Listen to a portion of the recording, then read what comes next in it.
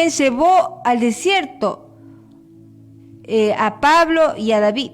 Dios es quien nos lleva al desierto, pero ¿para qué? La pregunta, ¿para qué Dios nos lleva al desierto? Porque ahí debemos demostrar cuán fieles somos a Dios y si de verdad tenemos por pérdida la ganancia que teníamos en el mundo. No podemos ser hipócritas, Dios no puede ser burlado.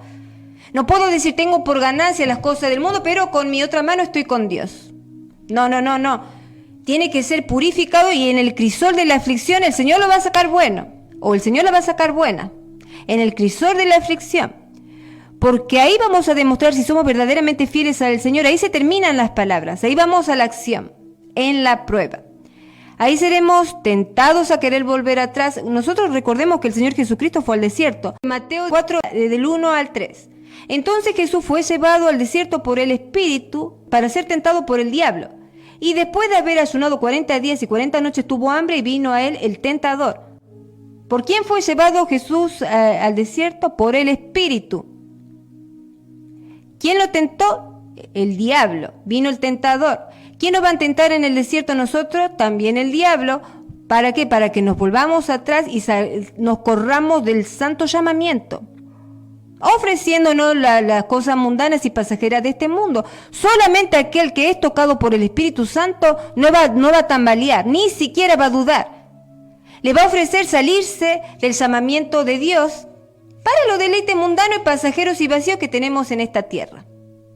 Así como lo fue el Señor.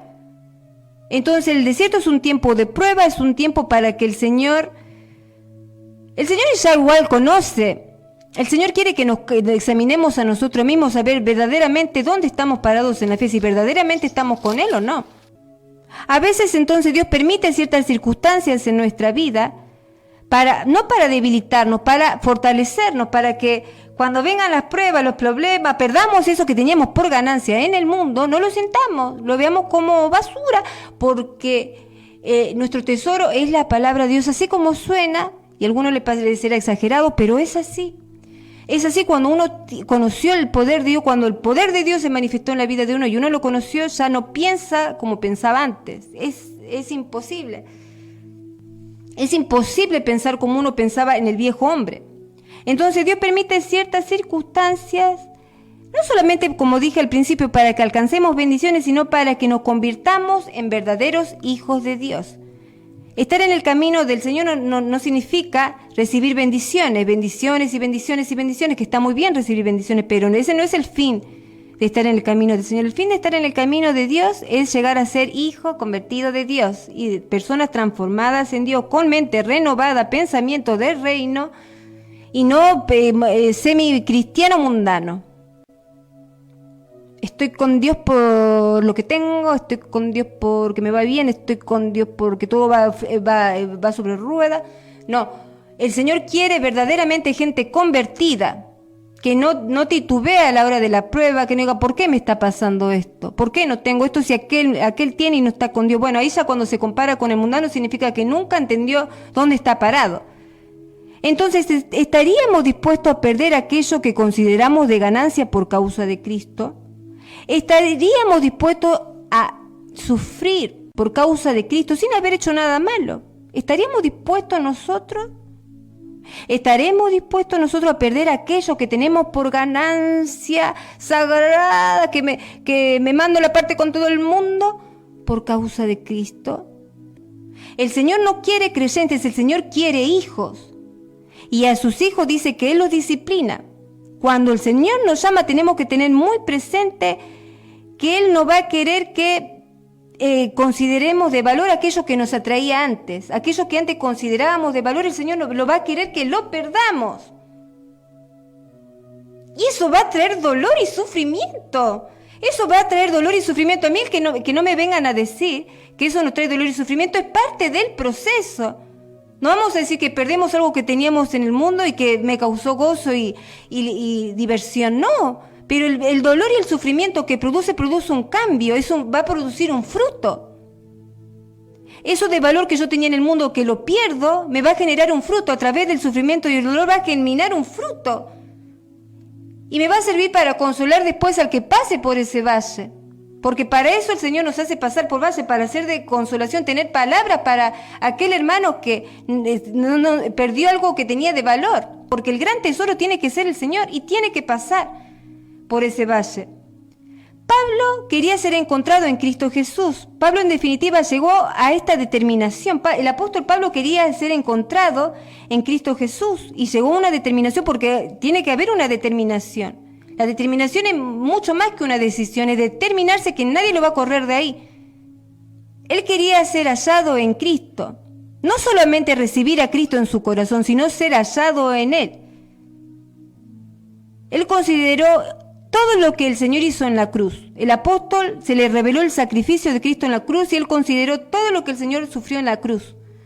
Se le reveló el sufrimiento de Dios en su vida y tomó una determinación, ser hallado en Él. No a todos los cristianos se les revela el sufrimiento de Cristo en la cruz. Todos están por la bendición, por lo que el Señor me va a dar. Y no porque se le reveló el sacrificio del Señor en la cruz. El sacrificio del Señor en la cruz no es cualquier cosa. No podemos estar en el camino del Señor por las bendiciones que nos da o sin querer perder a aquellos que tenemos por ganancia en el mundo.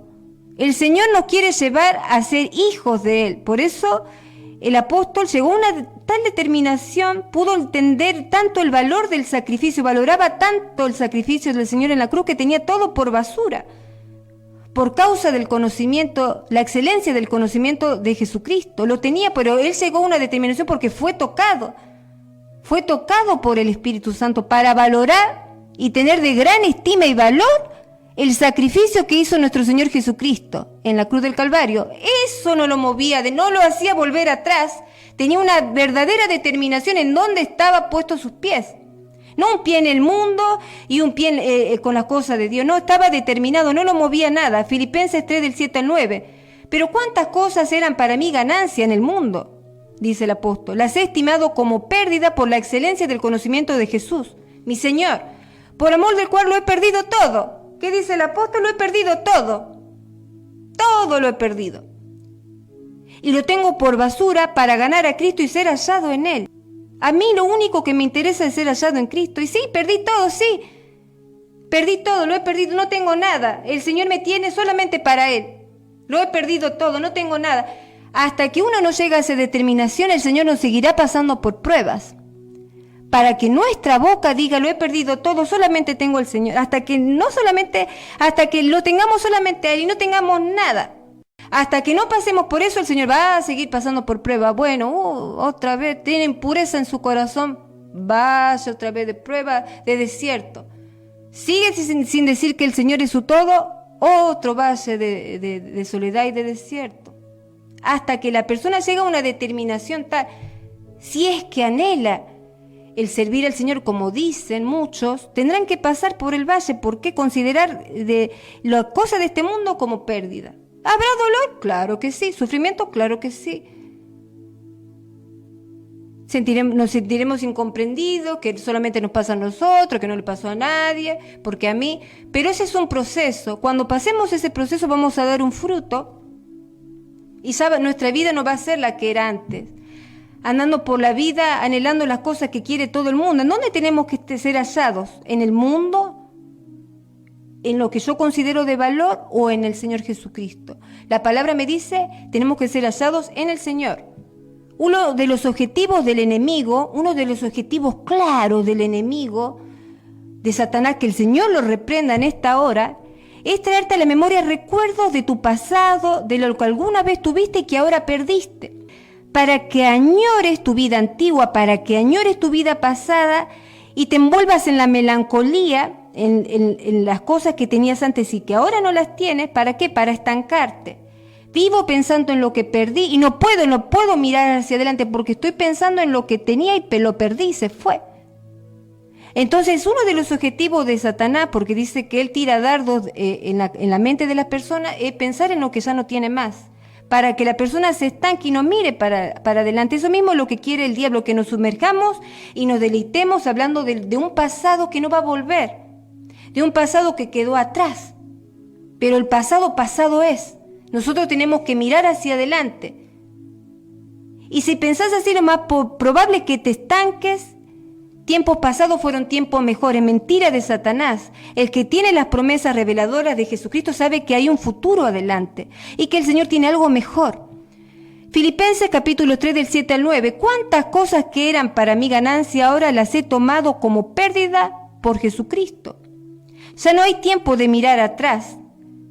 El Señor nos hizo llegar, estamos hasta aquí parados, hasta el día de hoy acá parados presentes, era porque el Señor tiene algo mejor para nosotros, nos guardó, no nos pasó nada, estamos vivos, nos guardó del COVID y estamos acá porque el Señor tiene algo para nosotros. Dejemos de anhelar aquello que está en el pasado. Soltemos el pasado y miremos hacia adelante. Gastamos energía, nos deprimimos y nos sentimos mal por cosas que no pueden volver.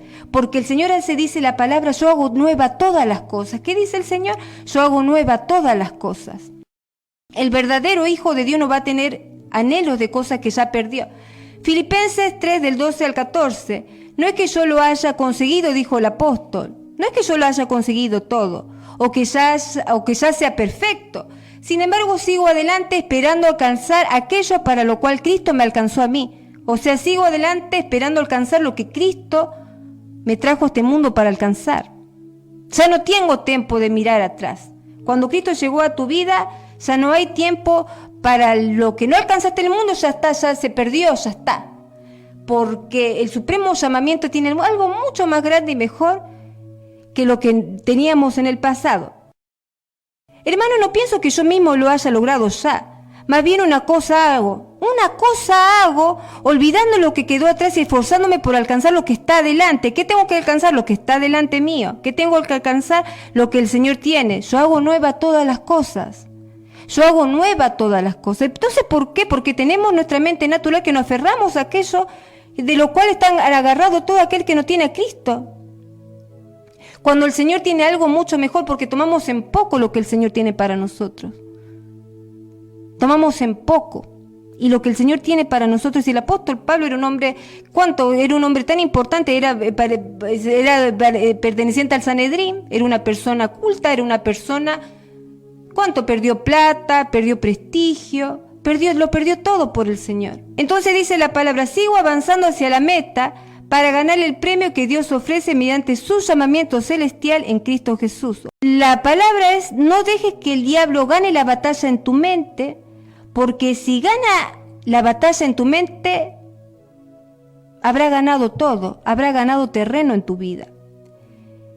Entonces, el diablo obra tirando dardos en tu mente para que anhelemos y nos volvamos melancólicos de cosas que ya pasaron, para que nos estanquemos y no conozcamos, no alcancemos lo que el Señor nos trajo en este mundo, para el propósito por el cual el Señor nos trajo a este mundo. Quiere que nos estanquemos y que nos perdamos en el pasado.